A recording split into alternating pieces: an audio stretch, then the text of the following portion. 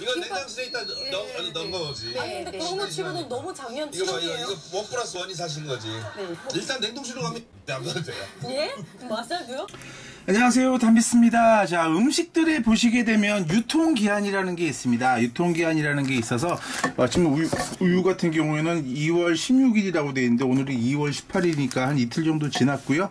자, 이거는 올해 4월달까지 뭐 들어가 있고, 아니구나, 2019년까지구나.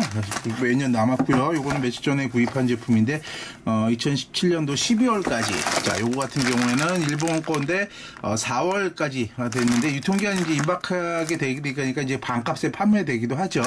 자, 보통 이렇게 유튜브 채널 이렇게 올리게 되면은 담비선이 이거 유통기한 지났어요, 그거 드시면 안 돼요, 버려요 라고 하시게 되는데, 유통기한이라는 게 그때까지 먹어야 된다는 게 아니고요, 말 그대로 유통, 그 업체에서 물건을 싣고 막 왔다 갔다 하잖아요. 싣고 가가지고 매장에 갖다 놓고 팔아서 팔 수 있는 기간을 말하는 겁니다. 팔 수 있는 기간이 그때까지고 그 이후에는 팔지 말라는 거고요. 그 날짜가 되면 바로 상하는 게 아니겠죠.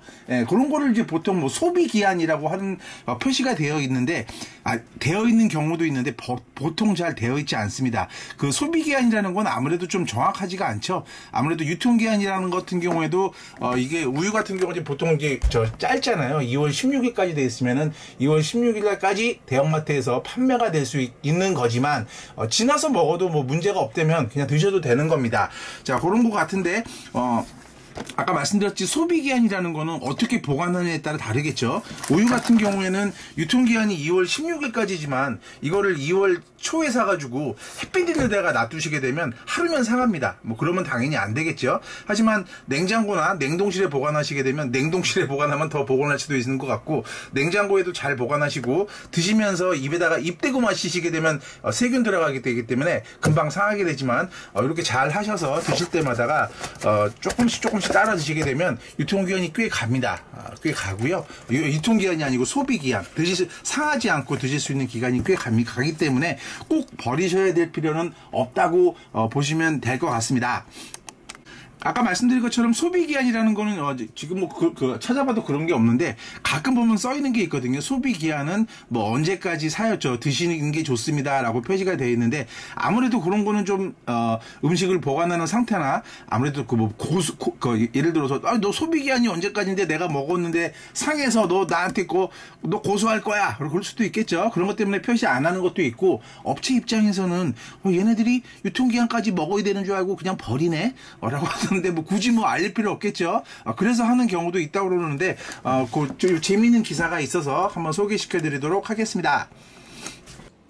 자, 이거는 다음 사이트에 있는, 거기 제가 주소는 위쪽에 링크 해드릴 테니까요, 참고해서 보시고요.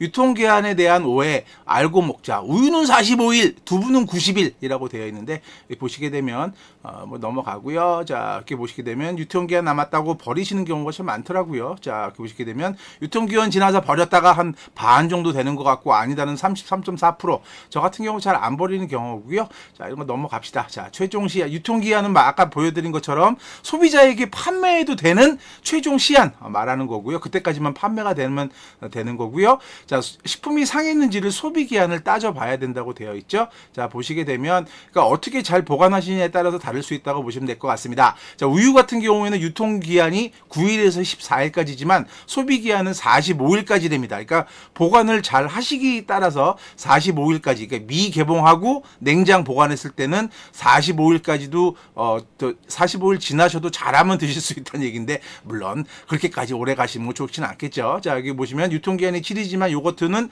소비기한은 10일 정도 되겠고요. 식빵 같은 경우에도 오래 갑니다. 3일에서 5일 정도지만 뭐 포장 잘 해놓고 뭐 냉장 보관하시거나 냉동 보관하시게 되면 뭐 20일까지 냉동 보관하면 더 오래 먹을 수 있다고 되어 있죠. 자, 요것도 뭐 두부 같은 경우에는 유통기한은 일주일이지만 소비기한은 무려 90일이나, 물론 이것도 미개봉해서 냉장 보관하실 때 얘기고요. 그 다음에 라면은 8개월, 냉동만두는 1년, 참치캔은 10년?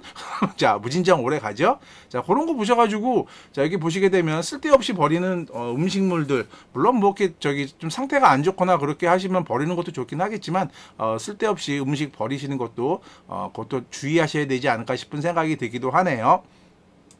자, 하여튼 뭐 그런 것도 있다는 거 알아두셔서요. 물론 뭐 아예 뭐 여유 되고 하신다면 뭐 그냥 날짜 지나면 버리시는 것도 뭐 알아서 하시는 것도 되겠지만 더 드실 수도 있다는 거 그거 잘 보관하셔서 냉동 보관하시거나 냉동 보관하셔서 드실 수 있으면 드시고요. 뭐 상태가 좀 안 좋다 같은 거 보면은 그냥 여지없이 버리시는 게 좋긴 하겠죠. 우유 같은 경우는 뭐 드셔보시면은 뭐 상했는지 어땠는지는 뭐 대부분 아실 테니까 아직까지 싱싱하고 좋네요. 제가 개봉해놓은 상태도요. 자, 그런 거 감안하셔서 잘 알아두시고 오늘 하루도 행복한 하루 되시기 바라겠습니다.